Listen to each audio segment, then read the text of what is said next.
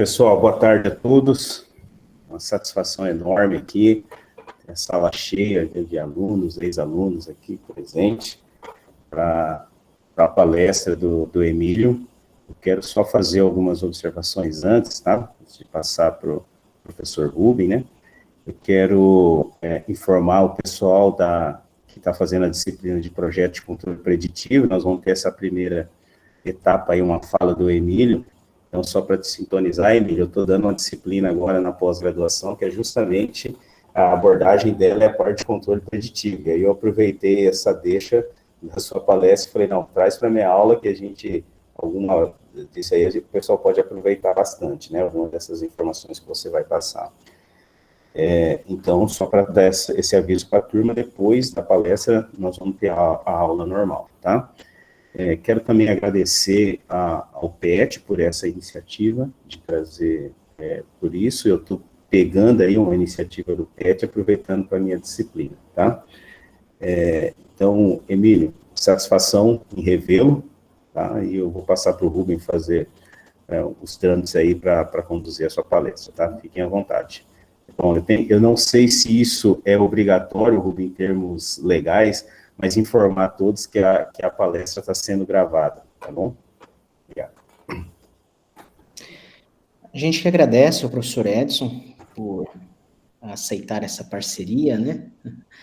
E ceder aí o horário de aula para a gente fazer uma grande turma, né? Entre graduandos, pós-graduandos, profissionais, para a gente abordar esse tema, tá? É claro que a gente tem a iniciativa, mas a gente precisa sempre de colaboração, né, de apoio, e o professor Edson é uma pessoa que, de forma irrestrita, sempre está disposto a colaborar, nunca tem desculpas para nos ajudar.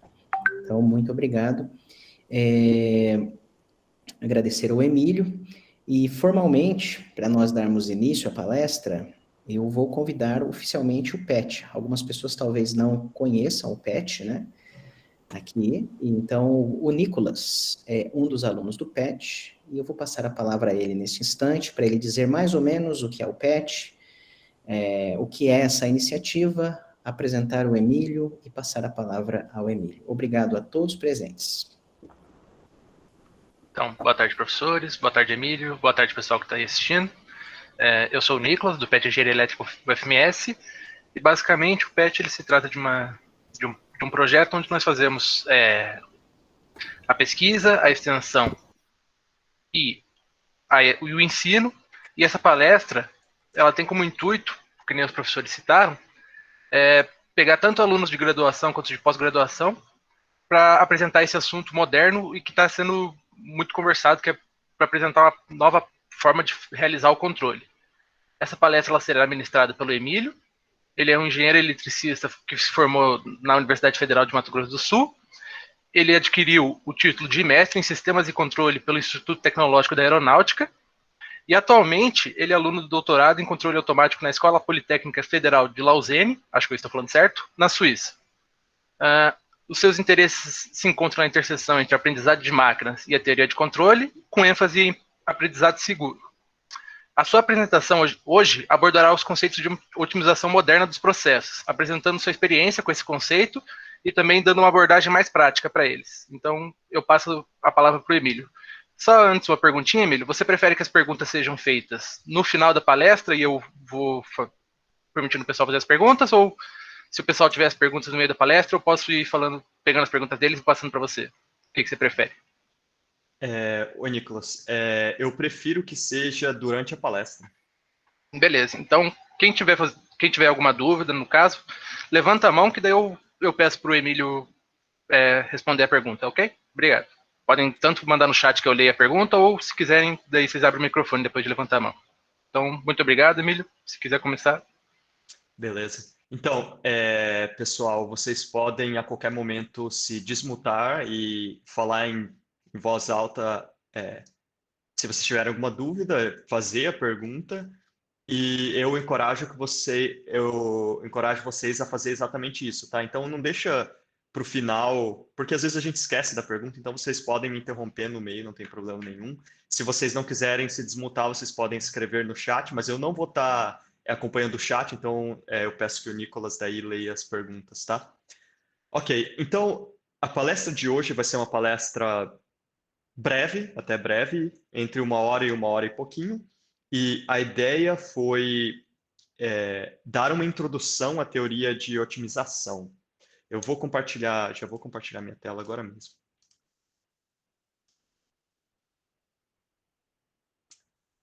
Vocês estão vendo a minha tela? Estamos sim. Opa, peraí, eu acho que tá na tela errada, inclusive.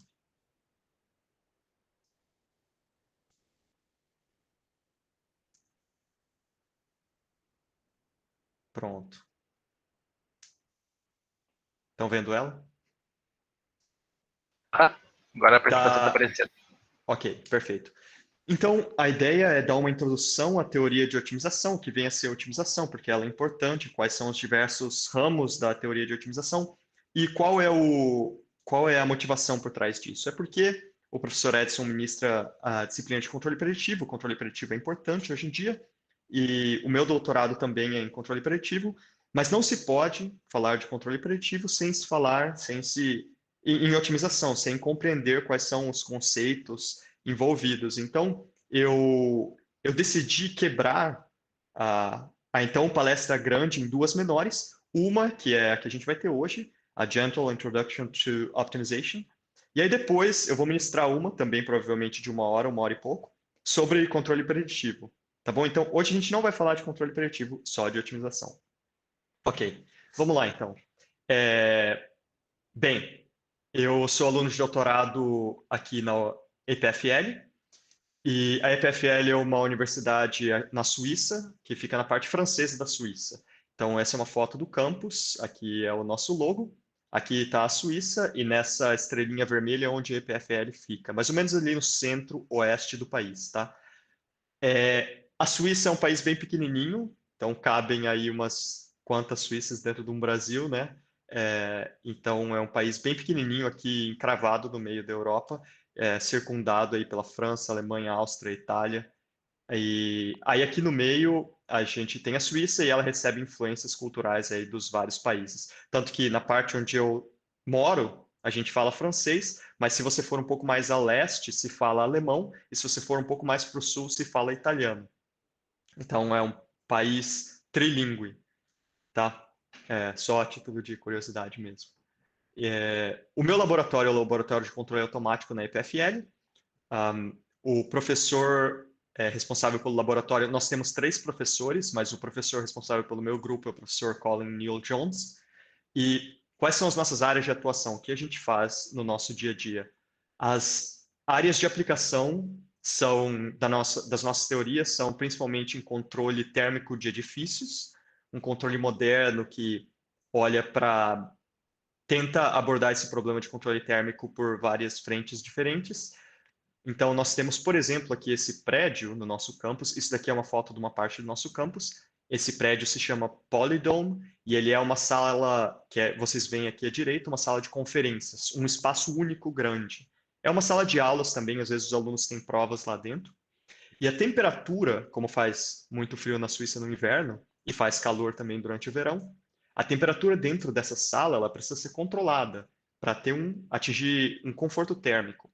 Então, do lado de fora dessa sala tem uma bomba de calor reversível do tamanho de um pequeno automóvel, e ela pega o ar externo, trata esse ar e bombeia dentro dessa sala com os parâmetros ajustados, né? Então, um ar quente ou um ar frio, dependendo do que for preciso. Esse ar é então bombeado por esses tubos que você vê, esses dutos de ventilação, e atrás também tem uns ventiladores.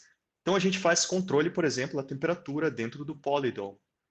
Mas tem outras áreas de aplicação também. Nós estudamos sistemas como conversores eletrônicos de energia. Esse é um conversor ressonante CCCC, que eleva a entrada a 50 volts e a saída a 150. E aqui no meio a gente tem um transformador. Então, são conversores eletrônicos também. A teoria de controle ela é muito vasta, né? E os mesmos princípios que regem a evolução da temperatura dentro de uma sala de aula são similares aos princípios que regem um conversor eletrônico de energia, apesar das escalas de tempo serem completamente diferentes. né? No conversor de energia, a gente fala de amostragem na ordem de milissegundos, microsegundos. E em uma aplicação de um controle de edifícios, a gente fala em amostragem a cada 5 minutos, a cada 10 minutos. As escalas de tempo são diferentes, mas as técnicas e os conceitos são os mesmos.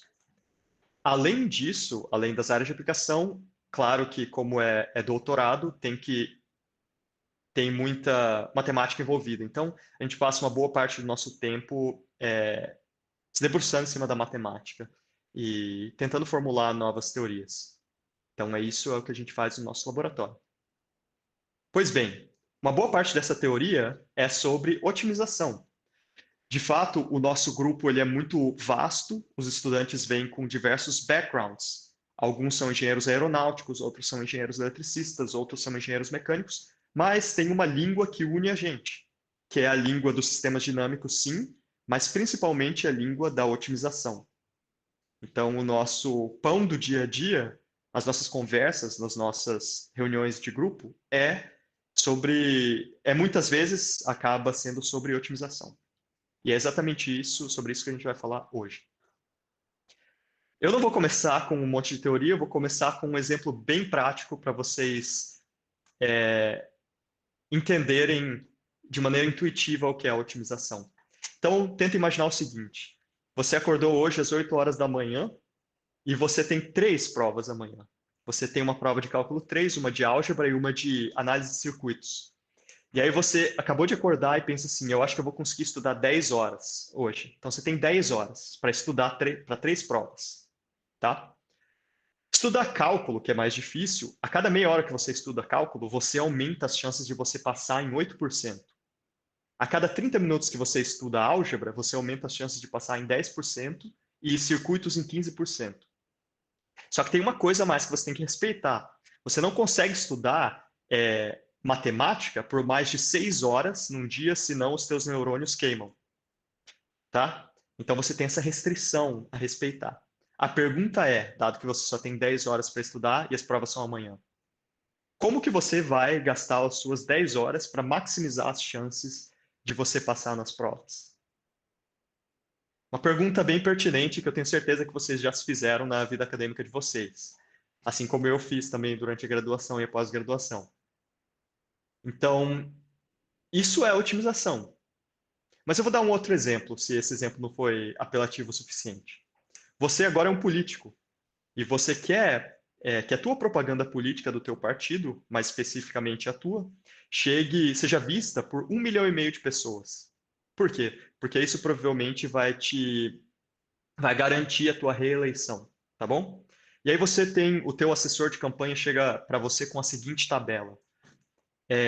Um compilado de possibilidades onde fazer a tua propaganda política na TV, pela internet, talvez nas redes sociais, e imprimir um monte de panfleto de santinho e no jornal da tua cidade também. E aí o teu assessor te diz que a cada propaganda que você fizer na TV, você vai mais ou menos atingir 50 mil pessoas, pela internet umas 25 mil, santinho 10 mil e pelo jornal 5 mil. Claro que cada uma dessas opções tem um custo diferente, então nós temos os custos e tem um máximo número de propagandas que você pode fazer também na TV, porque tem um tempo limitado, etc. Na internet não, você pode spamar a timeline do Facebook e dos outros quanto você quiser, tá? E tem uma questão. Você quer manter um balanço entre as coisas que são físicas, as propagandas físicas, por exemplo, a TV, os santinhos e o jornal, com as coisas digitais, que vamos dizer que sejam a TV e a internet. Então, você não quer que essa diferença entre as suas propagandas nessas duas esferas sejam maior do que 20 unidades, tá bom? Então, esse é o teu problema. E a pergunta aqui é, como é que você pode se reeleger gastando menos dinheiro possível? Tá bem claro? Então, tudo isso, tanto o exemplo que eu dei antes sobre o estudo, quanto o exemplo do político aqui, nesse slide, eles são problemas de otimização. O que esses exemplos têm em comum? Eles têm em comum, primeiramente, a tomada de decisão. você tem que decidir algo. Tem quantidades que você tem que decidir. Nesse caso aqui, é o tipo de propaganda no formato TV, internet, santinho e jornal. No exemplo anterior, era quantas horas você ia estudar cada uma das matérias. Essas são as decisões que você vai tomar. Então, otimização é sobre tomada de decisão, com um objetivo em mente. Então, o teu objetivo aqui é minimizar as tuas despesas. E no outro caso, era maximizar as chances de você passar nas provas. Então, tem um objetivo, ou uma função custo, um custo associado às tuas decisões. E, por fim, os dois problemas têm restrições. Nesse caso aqui, você quer A, se reeleger, e B, manter um balanço entre TV e internet e santinho e jornal. No caso anterior, você não podia estudar mais do que 6 horas de matemática por dia. Essas são restrições. Então, tudo isso é um problema. Esses são exemplos de problemas de otimização. Eles têm decisões a serem tomadas, quantidades, né, a serem definidas, um objetivo ou um custo em mente, e, por fim, restrições. Ok? Espero que isso esteja claro para todo mundo. Matematicamente, o que a gente observa, como a gente pode formular esses problemas é da seguinte forma: nós temos uma minimização ou a maximização de uma determinada função, j de x, essa função que a gente chama de função objetivo, né? Geralmente, se for uma maximização, a gente chama de objetivo, e se for uma minimização, a gente chama de função custo. Os x's são as tuas variáveis de decisão, tá? São a quantidade de horas que você vai estudar para cada matéria, ou a quantidade de propagandas que você vai fazer em cada uma das possibilidades. E, por fim, você tem as restrições. ST significa subject to, ou seja, sujeito a. As nossas restrições, elas podem vir em dois tipos diferentes. Número 1, restrições de desigualdade. Então, por exemplo, você não pode estudar matemática mais do que 6 horas. Você pode estudar 5, você pode estudar 6, pode estudar 4. Então, é uma restrição de desigualdade. E existem restrições de igualdade também. Por exemplo, o número de pessoas que você tem que atingir com as suas propagandas políticas é 1,5 milhão. E é isso. Então, essa é a cara de um problema de otimização posto de maneira matemática. Ok, então, vamos aqui para um exemplo. Você quer minimizar essa função, x mais 2 ao quadrado. Então, aqui está a sua função custo, aqui está ela, o plot dela, ela desenhada. O eixo x é o eixo das tuas decisões, então a tua decisão aqui é um número real, e você tem que solucionar este problema de otimização é dar o x que minimiza essa expressão. Se você tivesse restrições, o que essas restrições iam fazer? Elas iam cortar o seu domínio, restringir, né, diminuir, reduzir o seu domínio. Por exemplo, se você quiser impor que x seja menor ou igual a zero, toda essa parte à direita do gráfico cai fora. Ela é proibida. Agora, as tuas decisões, o teu domínio, as tuas decisões têm que ser extraídas aqui desta parte esquerda do domínio, com os x positivos. Tá bom? Deu para entender? Então, é isso. O objetivo diz qual é a função, a cara da função, e as restrições vão cortando o domínio.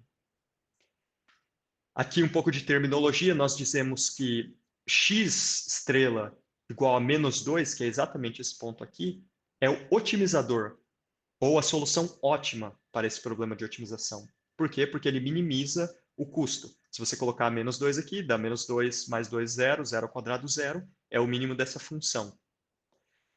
O valor que você consegue ao colocar a tua decisão ótima na função j de x é o ótimo, ou valor ótimo. Então, solucionar esse problema de otimização significa achar esse ponto. O valor no eixo horizontal é o optimizer e o valor no eixo vertical é o optimum, ou optimal value. Ok? Alguma dúvida até aqui? Parece que não. Tá. Mais termos. Então, essa daqui é a nossa cara do problema de otimização. Nós dizemos que uma decisão X, lá dentro do teu domínio, é factível, no inglês feasible, se esse X que você escolheu satisfaz todas as tuas restrições, tanto as de desigualdade quanto as de igualdade. Então, uma decisão factível. O conjunto de decisões factíveis é o conjunto factível. Né? Tem muito mistério. Então, é o conjunto de todas as decisões factíveis. Você precisa escolher os teus X no conjunto X maiúsculo. São todos os X's que satisfazem as restrições. O que significa solucionar esse problema? Bem, tem várias possíveis soluções factíveis, né? Algumas são melhores que outras. Então, se você achar uma solução factível X asterisco, que ela é boa, né? O custo dela é menor do que qualquer outra X ao redor da tua solução, numa certa vizinhança aqui, delta, dada por essa norma e esse delta. Isso quer dizer que numa bola de tamanho delta, em volta do X asterisco, todas as decisões ali vão ser ou iguais ou piores do que a que você achou. Então, essa solução aqui a gente chama de um ótimo local. É uma solução ótima local. Por quê? Porque ela é válida ali, ela é a melhor que você encontrou dentro de uma vizinhança. Ela é melhor do que todo mundo ali na vizinhança dela. Agora, se a solução que você achou é melhor do que qualquer solução, ou seja, foi uma solução que a gente pode chamar de X estrela, que o custo dela é menor do que qualquer outra factível, então a gente chama essa solução de ótimo global. Significa que ninguém pode fazer melhor que você. Tá bom? Aquela é a solução de fato do problema de otimização. Então, nós temos esses 4 conceitos. Solução factível, conjunto factível, aí tem as soluções boas. Quais são as boas? São as que satisfazem todas as restrições e são melhores do que as outras. Se ela for melhor do que todo mundo que estiver ao redor dela, a gente chama de ótimo local. E se ela for melhor do que todas, a melhor de todas, a gente chama de ótimo global.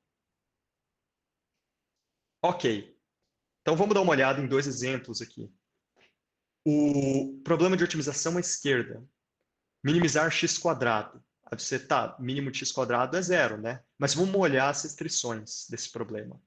O x tem que ser menor do que 0,5 e maior do que 3. Espera aí, mas isso é impossível. As duas desigualdades, elas não têm intersecção. A intersecção é vazia. Ou seja, o conjunto factível desse problema é vazio. Este problema, em outras palavras, está mal posto. Vamos olhar para o da direita aqui. X e y, tá? Eu tenho que minimizar a raiz quadrada da soma dos números. Tá. Y tem que ser igual a 10, tá bom. Y igual a 10, tá bom. E x tem que ser maior que π. Maior ou igual a π. Tá bom. Então, parece que esse problema está bem posto. Existem soluções. E é isso aí. Então, a gente diz que o problema da esquerda é infactível, porque ele está mal posto. O conjunto factível dele é vazio. E o problema da direita é factível, porque existem soluções possíveis. Lógico que aqui a gente está dando um exemplo muito trivial. Né? Em 3 segundos você consegue ver que o da esquerda não faz sentido e o da direita faz. Mas em problemas da vida real, que são mais complexos, é muito difícil de você pegar a formulação e dizer de cara se ela está bem posta ou mal posta. Se existe uma solução ou não. É muito... Porque as coisas têm muitas variáveis de decisão e tem muitas restrições, então não é fácil de bater o olho e dizer. Tá? É preciso de um estudo para saber se é factível ou não. Tá bom, mas vamos olhar para esse problema factível e para 3 possíveis soluções. Primeira delas, 5 e 2. Que tipo de solução é essa daqui? X igual a 5, tá, beleza. Y igual a 2, opa, violou essa restrição de igualdade. Então, esta não é uma solução válida. Ela é uma solução infactível, ela não faz parte do conjunto X X maiúsculo. E a segunda? 5 e 10. 10, beleza, y igual a 10, pode. E 5? Pode também, é maior que π. Então, essa é uma solução factível, beleza. Mas será que ela é boa? Né? Se o MATLAB retornasse para você essa solução, será que ia ser uma solução boa? Não. Não, por quê? Porque a solução ótima desse problema é essa última aqui. Ela é factível e ela é a que dá o menor custo. Porque x igual a π, quando x é exatamente π, a raiz quadrada vai assumir o seu menor valor. Então, a primeira é infactível, a segunda é factível, porém subótima.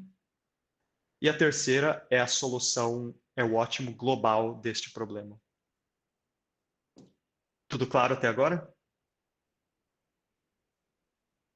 Sim. Se está tudo ótimo. Obrigado pelo feedback. Se está tudo claro, então eu vou dar 5 minutos para vocês começarem a escrever esse daqui.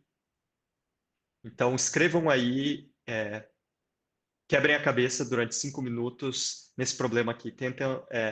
Vocês têm que tentar escrever ele matematicamente. Tá bom? E tá valendo ponto, né? O Rubem acho que falou que vai cobrar do PET, na disciplina aqui do minha também nós vamos cobrar um ponto, né, Emílio? Para motivar o pessoal, é isso, né? Claro, claro. Valendo ponto aí. 5 minutos.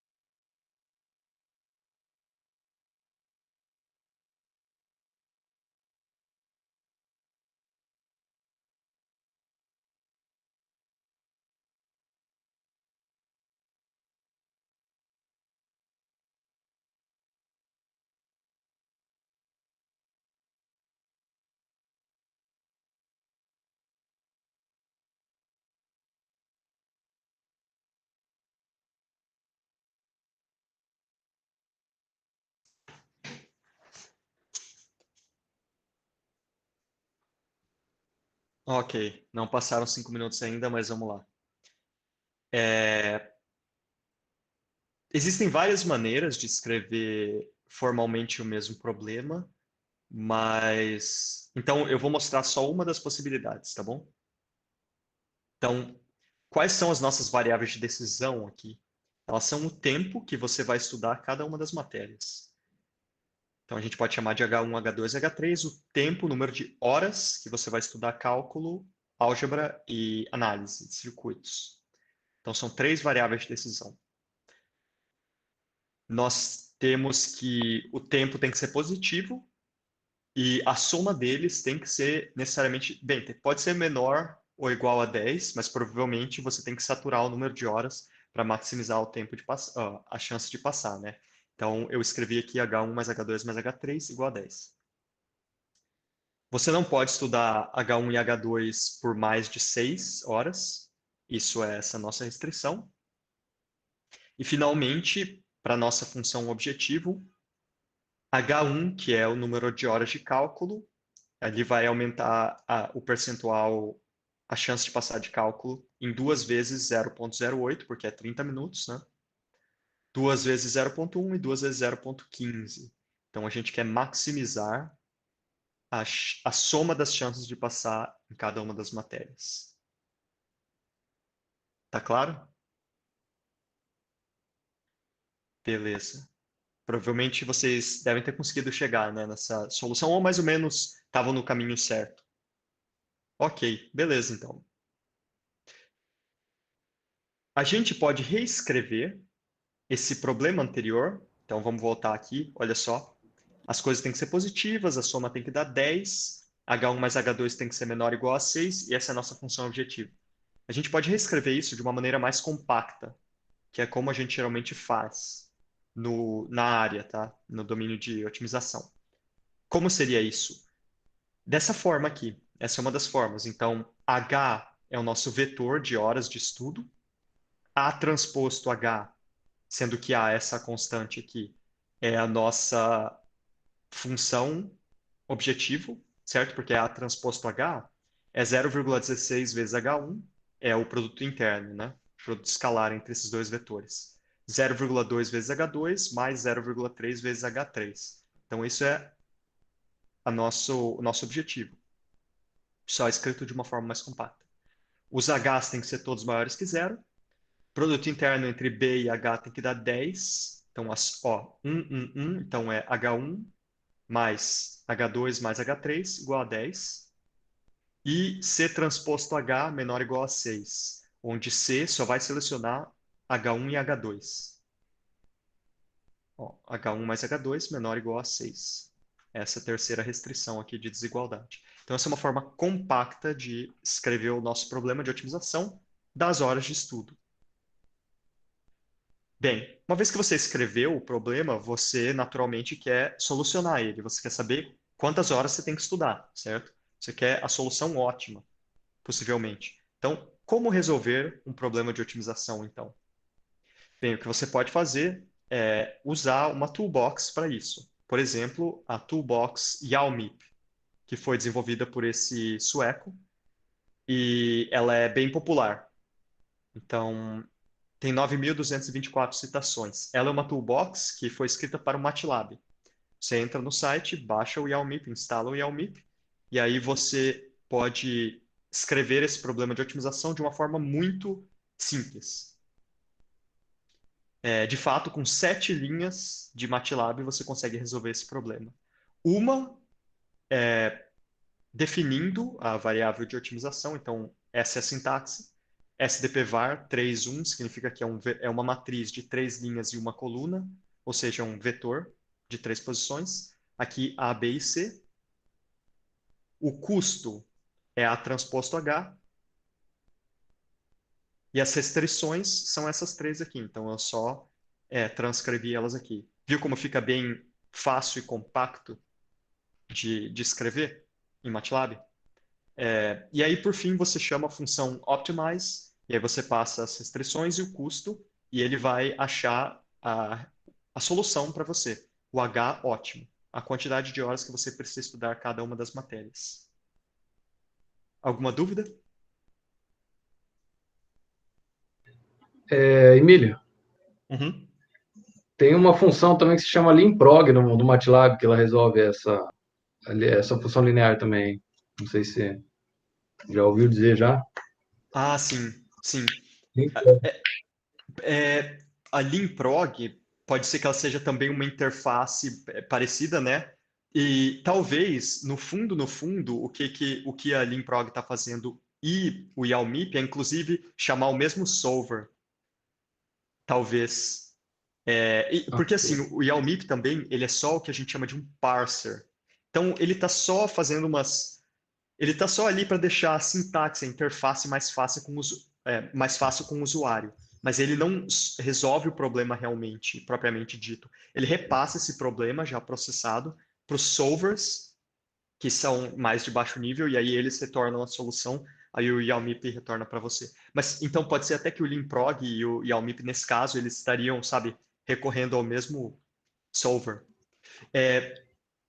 Esse problema foi boa observação, porque esse problema, ele é um problema linear, que a gente chama de problema linear, mas o YAWMIP ele é capaz também de lidar com problemas que não são lineares, são, por exemplo, quadráticos então eu não sei se o Leanprog faz isso. Talvez o YAWMIP seja um pouquinho mais geral nesse caso. Pode ser, porque na verdade o Leanprog ele tem uma sintaxe fechada, né? Se der uma olhada na biblioteca dele, ele é um pouco mais, eu acredito que o Leanprog ele é mais fechado. Eu não sei como é esse algoritmo que você mandou aí. Se eu der uma analisada nele, talvez ele seja mais flexível, né? Isso que você está querendo dizer, né? Mas o que eu vejo assim de vantagem do YAWMIP é que ele parece muito com o que você escreveria num papel, né? Tipo, a transcrição daqui da esquerda para a direita é bem, quase 1 para 1 ali, tá bem parecido, né? Beleza. Tranquilo. Beleza. Ninguém perguntou por que tem um menos aqui na frente, mas é porque, por definição, o YAWMIP sempre minimiza as coisas. Tá? Então, quando você define um custo e você coloca o custo aqui dentro, ele minimiza aquilo, mas a gente quer maximizar, então você coloca um menos na frente, e minimizar menos algo é equivalente a maximizar aquele algo. Então, é por isso que a gente coloca o menos. Se fosse um problema de minimização, aí você não precisa colocar o menos. A quantidade de aplicações que a teoria da otimização tem é muito grande. Então, está em todo lugar. Desde, você pode pensar assim, por exemplo, como melhor administrar um restaurante, dado que você tem você tem uma quantidade de alimentos e os pratos e um número esperado de clientes que vão pedir o prato número 1, 2 ou 3, e aí esses alimentos são compartilhados entre pratos, então você está tentando maximizar o teu ganho financeiro. Então, isso é um exemplo de um problema de otimização. Está dentro da engenharia de edifícios também, em calibração de modelos, em previsão do consumo de energia, está na eletrônica de potência, em projeto de conversores de maneira ótima, ou Pareto ótimo. Ele está em controle avançado, está em... mais comentários aqui sobre o controle avançado. O exemplo mais clássico é MPC, mas não se pode falar em controle moderno, avançado, sem teoria de otimização. Mesmo o controle robusto faz uso precisa resolver problemas de otimização para retornar os ganhos robustos para os controladores robustos. Então, a otimização está no coração do controle moderno. A otimização também está no fluxo de potência. Se você tem uma série de barras e de restrições, porque as suas linhas têm uma capacidade máxima, você tem parâmetros que são as cargas em cada barra, e as variáveis de decisão são, por exemplo, a tensão e o ângulo em cada barra. Existe um ramo de fluxo de potência ótimo. Está também no aprendizado de máquina moderno. Como que você treina uma rede neural? Uma rede neural é uma conexão de nós, neurônios, e pesos em cada uma desses links. Esses pesos precisam ser ajustados para a rede neural aprender. Esse processo de ajuste é um problema de otimização também. Então, a otimização está em todos esses domínios ao mesmo tempo. Agora, nem todos esses problemas são iguais. alguns desses problemas são fáceis e outros são difíceis. Esses dois que eu estou mostrando para vocês aqui, eles são problemas fáceis. Esse daqui é um problema linear. Então, j de x é uma função linear. As restrições também são lineares, de desigualdade. O problema da direita é um problema quadrático. A função j de x é uma função quadrática, olha o expoente. Mas eu estou dizendo aqui que esses dois problemas são fáceis. O que seriam problemas difíceis, então? Esse problema aqui é difícil. Bem, mas qual que é a diferença? Parece a mesma coisa. Ah, é porque eu estou mudando o domínio. O domínio agora não é mais dos números reais, é dos números naturais. Então, você não pode mais excursionar o x1 de uma determinada decisão para outra. Não existe mais nenhum conceito de vizinhança, porque agora você tem um vácuo entre uma decisão e outra. As variáveis têm que assumir valores 1, 2, 3, 4, 10, não pode mais ser 2,5. E por que isso? Por causa disso, esse problema se chega próximo de um problema de combinatorial, em que você quase tem que testar todas as possibilidades possíveis. E se você tiver 300 possibilidades para testar, isso pode até ser uma possível solução. Você só testa todas e vê qual te dá o menor custo. Mas se você tiver 10, por exemplo, você tiver 1000 variáveis binárias, quanto dá 2 elevado a 1000, que são todas as possibilidades? Dá um número que demoraria 1 milênio para resolver. Então, esse tipo de problema combinatorial é muito difícil. Esse problema da direita também é difícil. Não porque ele é combinatorial, mas é porque a cara da função objetivo e das restrições é extremamente complicado. Aqui a gente tem uma função que não é nem diferenciável, um módulo, tem um seno, tem um exponencial, tem uma tangente. Então, esses são problemas difíceis e esses são problemas fáceis. Quando eu digo problema fácil, significa que você pode pegar o YAML, você escreve 7 linhas de MATLAB e em meio segundo você consegue resolver esses dois problemas, até mais rápido. Quando eu digo problema difícil, significa que poderia demorar 100 anos para você conseguir resolver ele, como é esse caso da esquerda, para o teu computador retornar uma solução para você. Ou você nunca vai ter certeza de ter achado a solução ótima. Nunca. Porque não existe um algoritmo numérico que te retorne o x estrela para esse problema, de tão complexo que ele é. Tá bom? Então, existem problemas fáceis e problemas difíceis. Vamos voltar a falar dos problemas fáceis. O que é um problema fácil? Linear, quadrático, o que mais? De maneira geral, antes de falar disso, a gente tem que entender como esses problemas são resolvidos. Tá bom? Então, você formula um problema de otimização, por exemplo, o teu fluxo de potência é ótimo, o projeto do teu controlador para o teu TCC, ou como maximizar o teu ganho financeiro no teu restaurante, certo? Então, você formula o problema, isso daqui já dá uma trabalheira, mas é só o começo. Aí depois você vai pegar, dar isso para um algoritmo numérico, certo?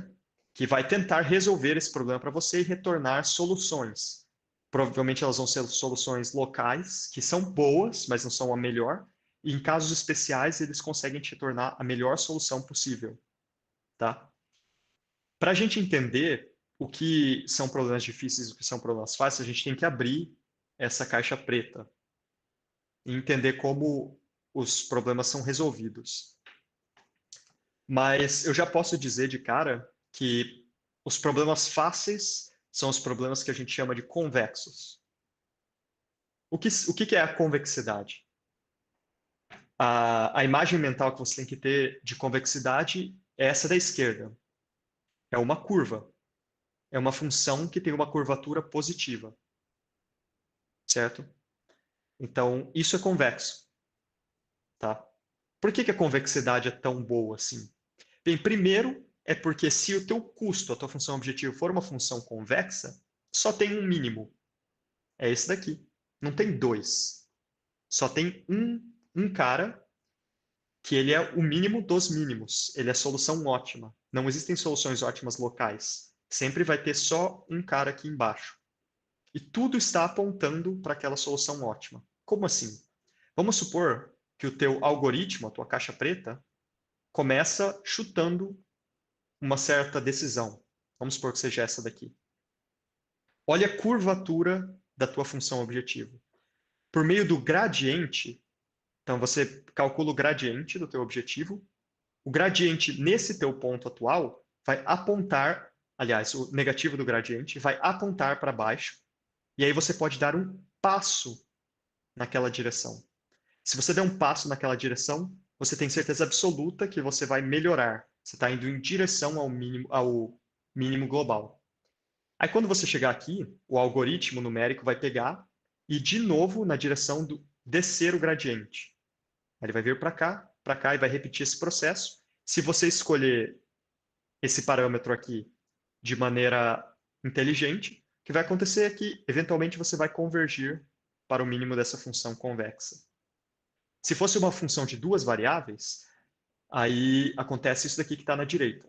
Então você começa, o algoritmo numérico começa aqui, isso que está acontecendo dentro dessa caixa preta, tá bom? Ele começa chutando aqui, depois ele desce no gradiente aqui, desce, em direção ao mínimo da função. Essas daqui são as curvas de níveis, tá? E aí, uma hora, quando ele estiver perto o suficiente daqui, ele vai te retornar essa solução. xy igual a 0, 0. Então, é isso que está acontecendo dentro da caixa preta. E todas as funções convexas são fáceis de serem otimizadas. Então, a gente pode dizer que otimização convexa é fácil. E tem muitas pessoas estudando isso aí mundo afora. Um dos expoentes da otimização convexa é esse cara, que ele é professor lá em Stanford. Ele escreveu esse livro, que inclusive está completamente de graça na internet, no site dele. Chama Convex Optimization. E é um livro muito famoso. Otimização convexa é fácil porque existem algoritmos numéricos que conseguem de maneira eficiente resolver o problema para você e retornar uma solução ótima em um tempo curto. Tá bom? Exemplos... Tá, mas o que é otimização convexa? Bem, toda otimização programa linear é um problema convexo. Então, os exemplos que a gente viu eram problemas lineares, aquele do estudo. Isso é um problema convexo, então é fácil. Problema quadrático é um problema convexo. Um problema com restrições do tipo LMI, que o pessoal de controle gosta. Então, para projetar controladores controladores robustos, geralmente é feito por meio de LMIs. Isso também são problemas convexos. Então, todos esses problemas são, entre aspas, fáceis de serem resolvidos. Tá? Você escreve no YAML e o YAML vai levar um tempo lá e vai te retornar uma solução muito boa. Então, quais são os problemas difíceis? Os problemas difíceis são aqueles não convexos, quando nós temos variáveis de decisão inteiras, quando o nosso objetivo é uma função cúbica maluca ou que tem restrições trigonométricas, quando você tem uma mistura entre variáveis inteiras e variáveis reais. Esses todos são problemas não convexos, que, porém, aparecem no dia a dia. Tá bom? Bem, agora eu pergunto para vocês. Emílio. Esse é o teu problema? Sim? Mas esses problemas difíceis, eles são solucionáveis. Ou não? O que são? O que você quer dizer com solucionável? Você consegue obter o ponto ótimo dele? O ótimo global, não.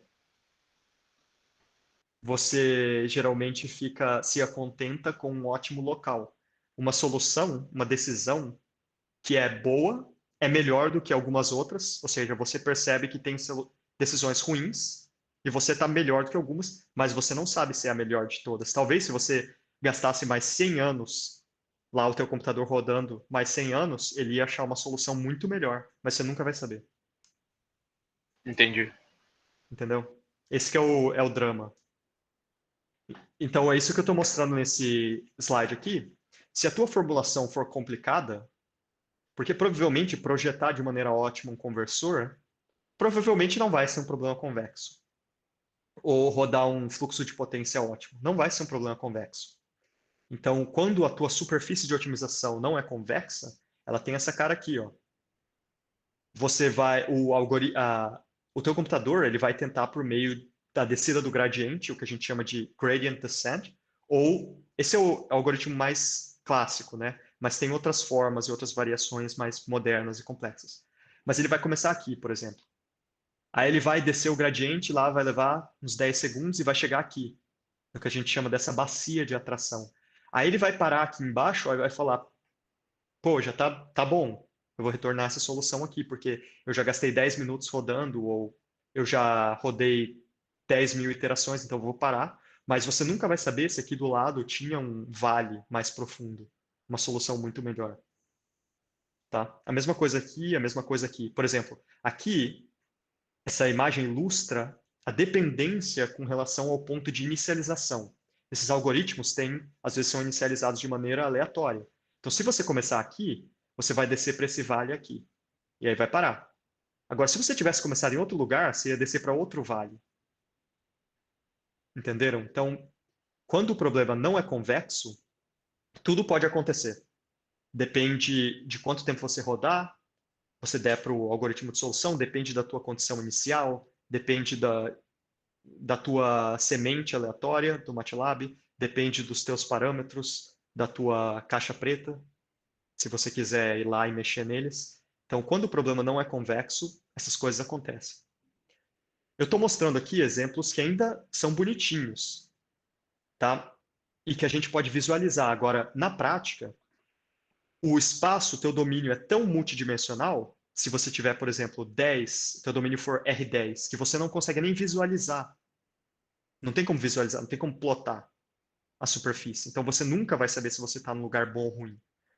E você só sair por aí chutando diversos x's para ver se você consegue minimizar a função ou maximizar, funciona em 2 ou 3 dimensões. Mas se você tiver em 10 dimensões, isso nunca vai funcionar.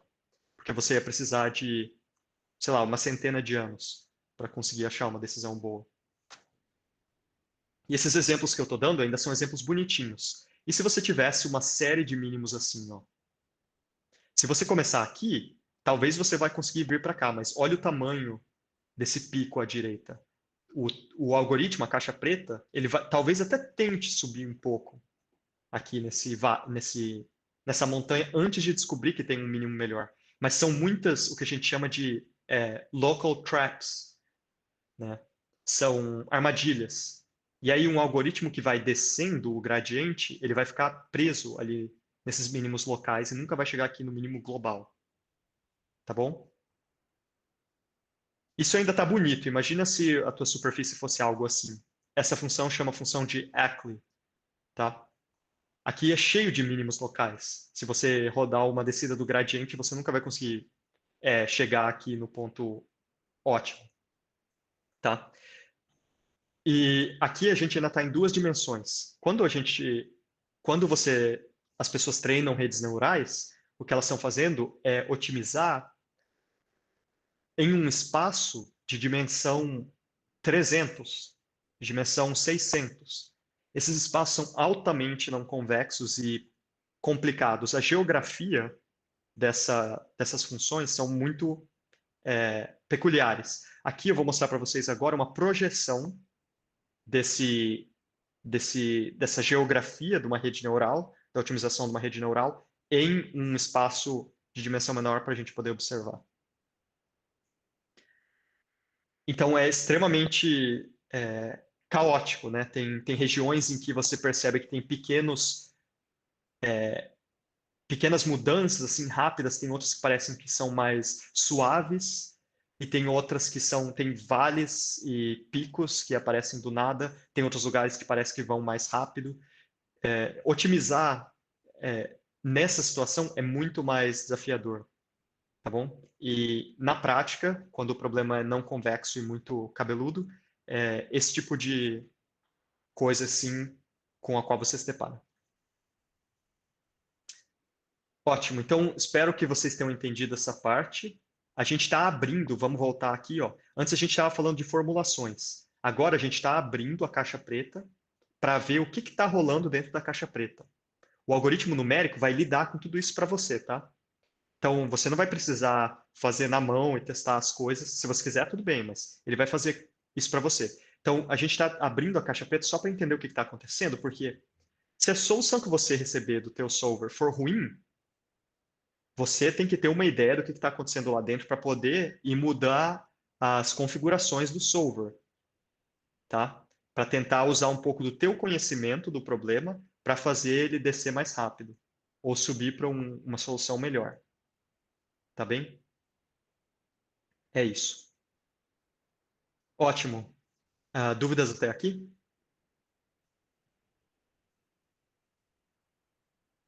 Acho que tá ok, Emílio. Tá bom. Então vamos proceder aqui para o último tópico. Imagina que o professor Edson ou o professor Ruben deram para vocês um trabalho de eletrônica de potência, tá? Ou é o mestrado de vocês, melhor ainda, é o mestrado de vocês com um deles. O mestrado é o seguinte: você tem um conversor monofásico, está conectado num painel fotovoltaico, e depois tem um inversor monofásico, tem um filtro, um inversor trifásico, um filtro e está conectado à rede, tá? E aí o professor diz assim que o teu trabalho é fazer esse negócio rodar muito suave, ficar muito bom, estável, com bom desempenho. E aí você começa lá no Simulink e você fala assim, meu Deus do céu, como que eu vou otimizar esse conversor? Será que isso também é um problema de otimização? Sim. Se você tiver, desde que você tenha alguns lugares, alguns parâmetros para mudar, decisões a serem tomadas, por exemplo, o meu objetivo é otimizar esse filtro aqui, CL, para estabilizar a tensão aqui, para o inversor funcionar melhor. Então, que valores de C e de L são as minhas variáveis de decisão? O C e o L, que pertencem aos números reais positivos, talvez você tenha uma upper bound, né, um valor máximo para eles, mas que valor eu tenho que colocar aqui para otimizar a operação do meu conversor? E aí você se pergunta, mas qual é a minha função objetivo? Eu sei que eu quero que fique bem em fase, por exemplo, né, que fique em fase com a rede para eu transferir lá a minha potência. Mas como que eu vou escrever isso matematicamente? Tem horas que não dá para escrever matematicamente. A relação entre o C e o L e o defasamento lá na frente, ou a perda de energia, é tão complexa que você não consegue escrever analiticamente a expressão. Muito menos escrever o gradiente, calcular as derivadas parciais em cada direção. Certo? Mas, porém, aqui está o pulo do gato. Vamos supor que você consiga, para cada valor de C e L, para cada X, se eu te der um X, um C e um L, você consegue lá, faz uma matemática, plota o negócio, olha lá, vai com a régua, achei aqui. E depois junta tudo isso, integra, sei lá, o que você faz? Você dá um número. Minha performance para esse valor de C e de L foi 0,8, eu quero subir para 0,92. Então, você consegue, para uma decisão, chegar num número de saída. Eu não sei o que está acontecendo no meio, eu não consigo escrever isso matematicamente, não consigo calcular a derivada, mas eu consigo colocar um número e sair com outro. Será que é possível fazer otimização nesse caso? É. De fato, existe toda uma área de estudo que se chama Black Box Optimization, em que você não sabe o que está lá dentro, você não consegue escrever analiticamente, mas você põe um número, sai outro. Põe um número, sai outro. Põe um número, sai outro. E aí, teu algoritmo inteligente, o teu sistema aqui de otimização numérico, vai de maneira eficiente, eficaz, inteligente, cada vez mais chegar próximo de decisões que vão te dar um custo menor ou uma eficiência maior, por exemplo. Vão otimizar o C e o L para atingir o teu objetivo. Então, essa é a área de Black Box Optimization. As opções aqui são, por exemplo, algoritmos genéticos, otimização de enxames. Tem várias meta-heurísticas nesse caso. Tá? Tem uma outra técnica que está bem em alta hoje em dia, que chama de otimização bayesiana, que faz uso de teorias estatísticas para reconstruir esta função. Então, você dá um x e recebe um j, aí você tem um pontinho. Aí depois você dá outro x e recebe outro j. Ah, peraí. Então, por que eu não tento fitar uma função aqui? E aí você vai aos poucos reconstruindo a função que você não conhece e tentando achar decisões melhores e melhores, baseado em teoria estatística. Então, isso se chama otimização bayesiana. Está muito em alta hoje em dia. Então, essa é a área de Black Box Optimization. Eu vou dar mais um exemplo. Esse acho que é o melhor exemplo do mundo para esse tipo de problema.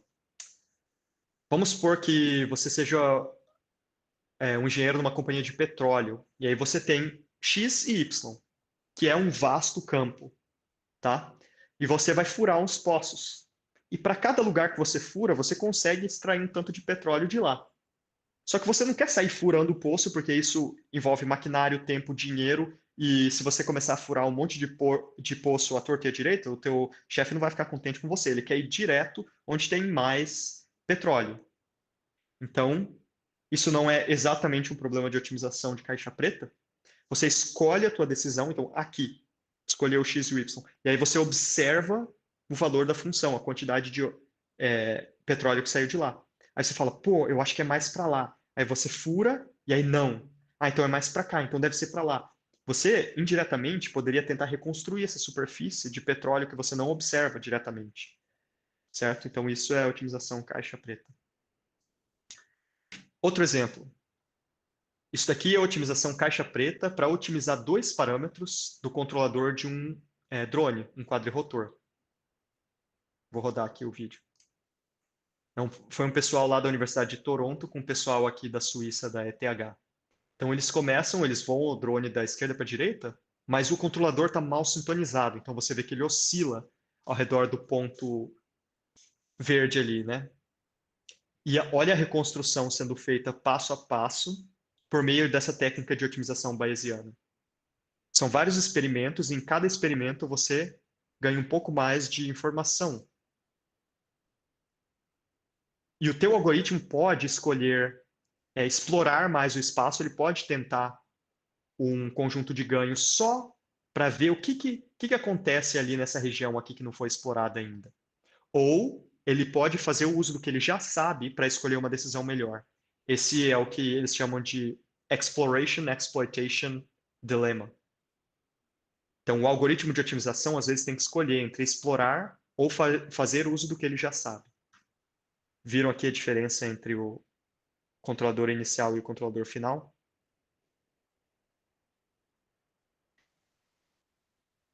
Tem alguma diferença entre você conseguir obter ali meio que o esboço da função por meio desse método bayesiano aí, ou você só conseguiu os ganhos pelos outros métodos ali do algoritmo genético? Tem algum ganho que você tem com isso? Além de conhecer a função? Algum ganho? É porque eu imagino que esse bayesiano deve ser deve exigir um processamento bem ferrenho, né? Os outros também, mas não tanto, então. Olha, qual a vantagem que eu teria ao aplicar ele, assim? Eu nunca trabalhei muito com os primeiros métodos aí, eu só trabalhei com otimização bayesiana. E, sim, eu não sei como eles se comparariam em termos de tempo de processamento. Emílio, na verdade eu também nunca vi esse método bayesiano aí, mas para mim um algoritmo genético, um differential evolution, o PSO, né? E também B-colony, todos esses caras aí, você precisa pré-determinar uma função custo de inicial. Aí ele faz o algoritmo meteorístico ali, né? Ele faz o algoritmo de busca. Eu acho que a diferença primordial deve ser essa, né? Porque você está falando que você vai buscar a função custo, né? Enquanto esses outros você já precisa de alguma coisa predeterminada. Será que seria isso? Sim. Entendi. Então você precisa escrever necessariamente a função custo? Porque aí, por exemplo, umas ficam mais fáceis que a outra. Algumas características, por exemplo, do algoritmo genético. O algoritmo genético ele é muito bom quando você não tem ideia alguma do problema. Ele é um ótimo algoritmo de busca geral, né? O Differential Evolution, ele é ótimo para, por exemplo, o algoritmo genético também, você tem que codificar, né, as entradas, né? Então, você vai ter que codificar os parâmetros, os valores. O Differential Evolution, ele tem uma facilidade em relação a quando você utiliza valores reais. Então, eu estou querendo, sei lá, uma corrente, voltagem. Então, aí você não precisa codificar os valores e a diferença ali entre os vetores que você faz, ele é muito mais fácil de implementar, né, tanto em qualquer algoritmo, né? O PSO, ele parte mais para essa parte do Differential Evolution, só que ele usa mais uma métrica de velocidade, né, direção que você está indo com o seu cara. O B-Colony também, então aí cada um tem a sua, mas todo mundo você tem que definir uma função custo, né? Porque aí você roda o algoritmo, ele vai ver qual que é a direção, qualquer coisa, vai comparar com a função custo e aí vai rodar outra iteração, né? Entendi. Ah, então a vantagem da otimização bayesiana é que ela não precisa de maneira alguma da função custo escrita, porque é isso que ela vai estar passo a passo reconstruindo. Tipo no exemplo aqui do quadrirotor. Entendi. Mas em termos computacionais, eu não saberia dizer como ela se... Qual é mais rápida, qual é mais devagar, qual é mais intensa. Acho que é só um artigo para mostrar isso aí, né? Tá aí um mestrado. Uma ideia de mestrado. Tá. Então, aqui está uma aplicação de Black Box Optimization. Sintonizar os ganhos do controlador de um quadrirotor. Opa. Isso aqui já foi. Beleza. Então, quais são as mensagens aqui? É que a teoria de otimização é um campo muito vasto. Ela é aplicada a diversas áreas, desde economia, finanças, engenharia, ciências básicas. É realmente uma ferramenta, E é uma ciência por si só também. Tem muita gente que faz doutorado sobre otimização puramente dita, sem aplicação nenhuma. É importante pensar sobre a formulação do problema que você tem à mão antes de tentar resolver ele, porque às vezes existem formulações e formulações. O mesmo problema pode ser escrito de diversas maneiras. Algumas são mais eficientes, outras são menos eficientes para se resolver depois. E uma vez que você formulou o teu problema, você tem que escolher a ferramenta correta, a caixa preta certa, para resolver ele. Se você escolher a caixa preta errada, ou você não vai conseguir uma solução boa, ou você vai, mas vai demorar muito tempo. Então, tem uma tarefinha aqui. O pessoal do PET provavelmente vai colocar esse vídeo no YouTube, então vocês vão poder assistir de novo e parar nesse slide. Mas é um problema de modelagem. Então, vocês têm que escrever esse problema aqui, de como ter uma dieta barata e boa, minimizando o custo econômico. Tá? E eu já digo para vocês que vai ser um problema linear, e aí vocês resolvem lá no YAML, no MATLAB, tá bom? Foi isso, então. Acho que agora a gente pode abrir para perguntas.